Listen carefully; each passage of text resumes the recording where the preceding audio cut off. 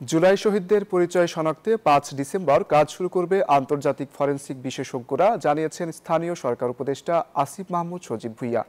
বলেন, রায়ের বাজারে দাফন হওয়া শহীদদের পরিচয় মিলবে ৭ ডিসেম্বর সকালে। রায়ের বাজার কবরস্থানে জুলাই গণ অভ্যুত্থানের শহীদদের কবর জিয়ারত শেষে এসব তথ্য জানান তিনি। এছাড়া শহীদদের পরিচয় শনাক্তে কবরস্থানে অস্থায়ী মর্গ তৈরি করবেন বিশেষজ্ঞরা। এ সংক্রান্ত যাবতীয় প্রস্তুতি শেষ করেছে কর্তৃপক্ষ।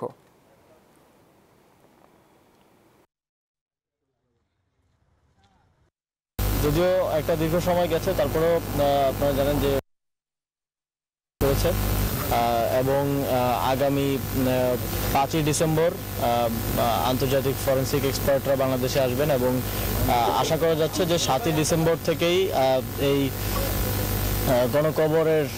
গণকবরে যারা আছেন, যে শহীদরা আছেন, তাদেরকে আইডেন্টিফাই করার প্রক্রিয়া শুরু হয়ে যাবে এবং এখানেই অস্থায়ী মর্গ স্থাপন করে সিআইডি মূলত এটা বাস্তবায়নকারী সংস্থা হিসেবে কাজ করবে।